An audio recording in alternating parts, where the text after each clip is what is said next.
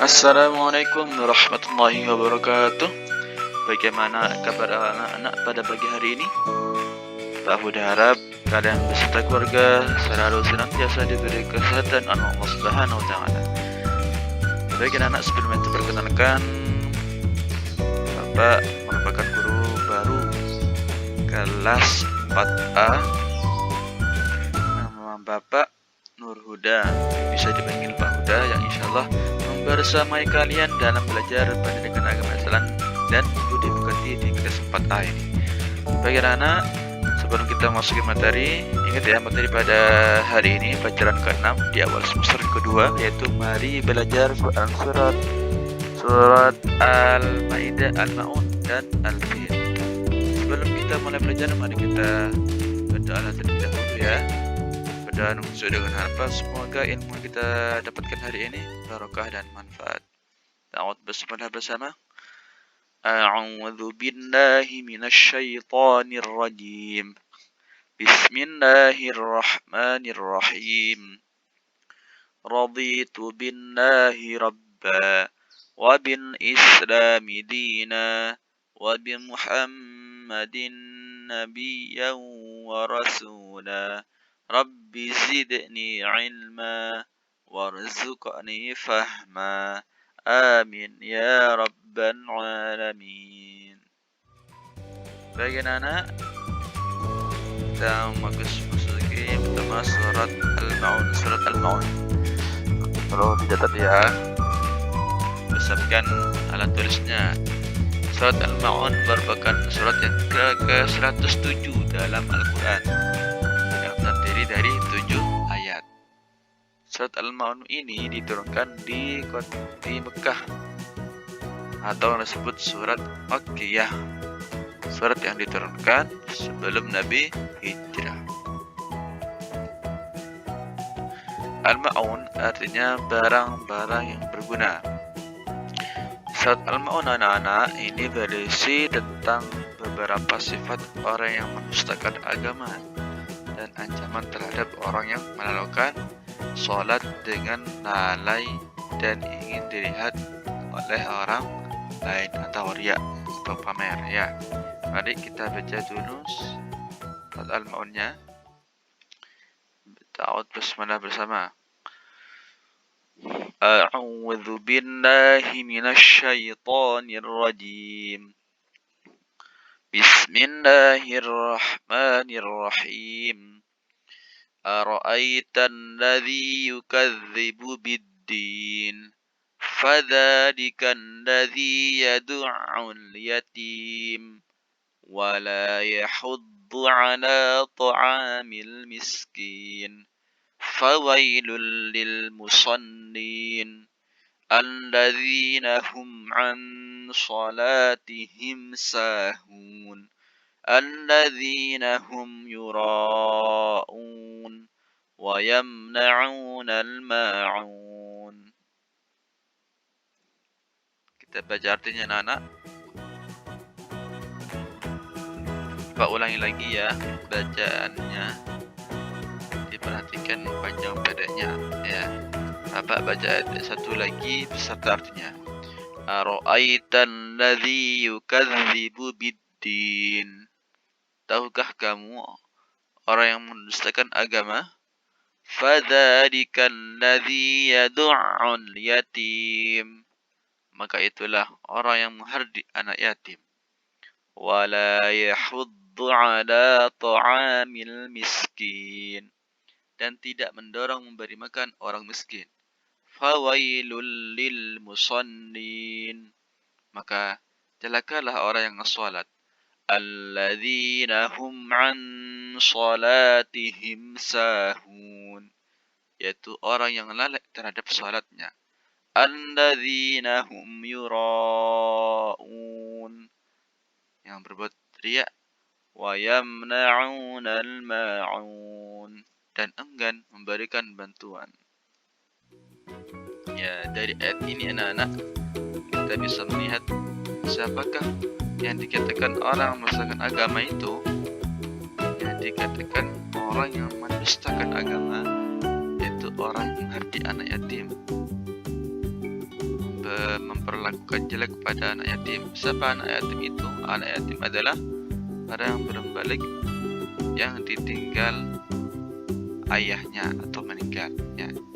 Kalau yang ditinggal, yang ibunya meninggal itu piatu. Kalau yang ayahnya meninggal itu dinamakan anak yatim.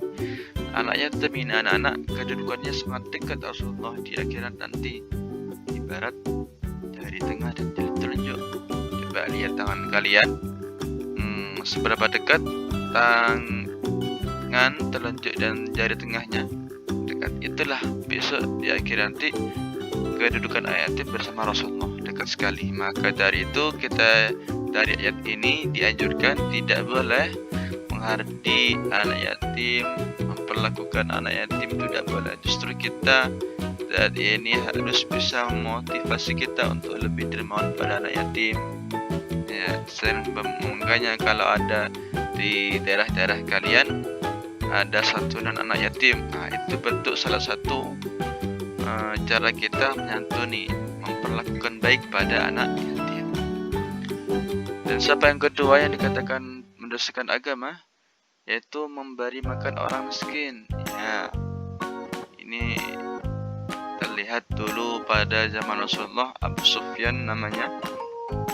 Beliau setiap hari menyembelih unta, banyak 2 unta. Ketika ada orang miskin minta, lalu dia memukulnya. Itulah surat ini turun bahwa kita tidak boleh memperlakukan orang miskin seperti itu. Tidak turunlah ayat ini. So kita harus memberikan makan pada orang miskin. Dan celakalah orang yang sholat. Kenapa orang sholat celaka? Ya, orang sholat celaka, apalagi yang belum sholat. Apa yang dimaksud orang yang sholat yang celaka? Yaitu orang yang lalai terhadap sholatnya, lalai terhadap bacaannya, tidak tahu apa yang dia baca. Maksudnya dia hanya bisa bergerak, ngelamun. Dia tidak tahu apa yang dia baca, dia tidak bisa merasakan apa yang dia gerakan. Dia lalai. Inilah yang dikatakan celaka orang sholat. Ya.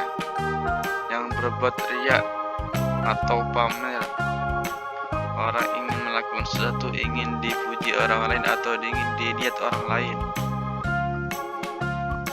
dan enggan memberikan bantuan.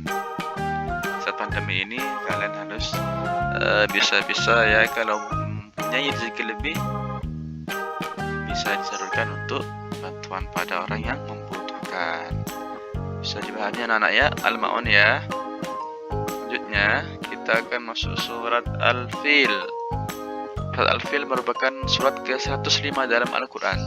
Terdiri dari 5 ayat, diturunkan di Mekah, sama dinamakan surat Makkiyah.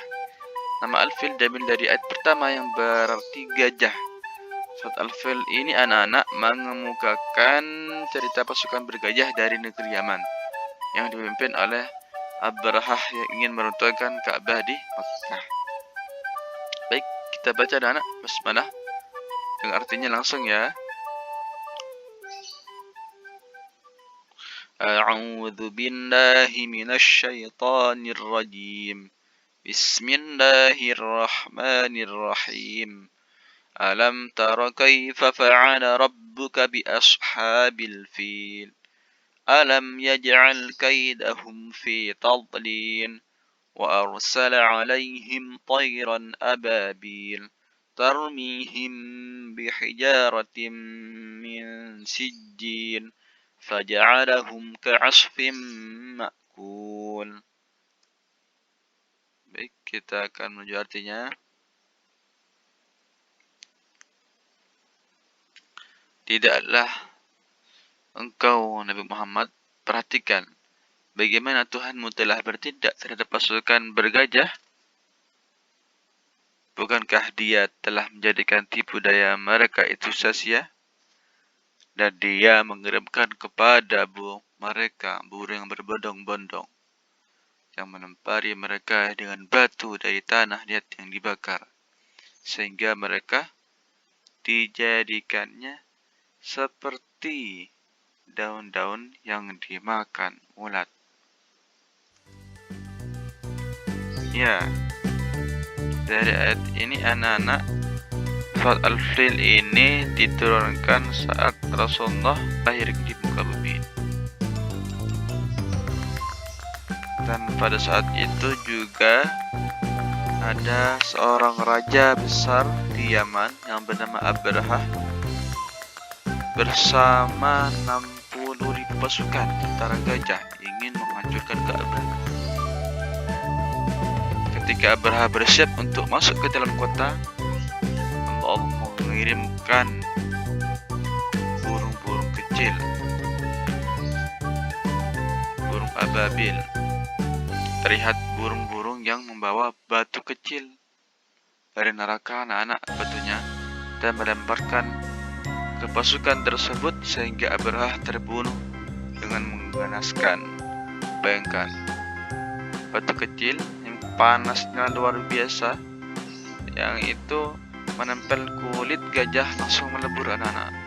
Maka tidak sekejap saat itu pasukan gajah hangus seketika. Ada yang mengatakan bahwa batu itu sudah ada nama-namanya. Jadi meskipun orang lari dimanapun, batu itu akan mengejar.